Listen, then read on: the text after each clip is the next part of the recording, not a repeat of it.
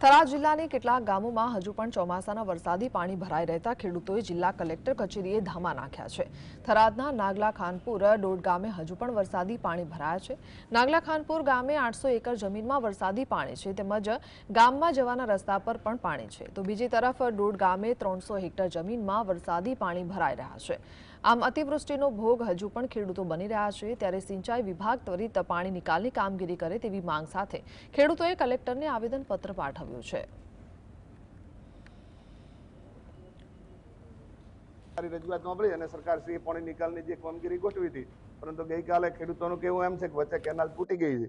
તો સાહેબશ્રીને અત્યારે કલેક્ટર સાહેબશ્રીને અમે રૂબરૂ મળ્યા છીએ। સાહેબે અમને વચન આપ્યું છે કે ભાઈ અમે કેનાલની નિરીક્ષણ કરીને જો કેનાલ તૂટેલી હશે તાત્કાલિક રિપેરિંગ કરાવી અને આ પાણીની નિકાલની વ્યવસ્થા જે કાયમી રીતે થાય છે એ ટાઈમે વહીવટી તંત્ર કરવા માટે તૈયાર છે। ખાનપુરમાં અત્યારે બધા રસ્તા બંધ જ છે, જે માત્ર ને માત્ર અત્યારે જે મેઇન કેનાલ છે, મેઇન કેનાલ દ્વારા આવવાનું ને જવાનું ચાલુ છે, નહીં તો કેનાલ જો ના હોય તો બિલકુલ હવે સતત બંધ જ રહે।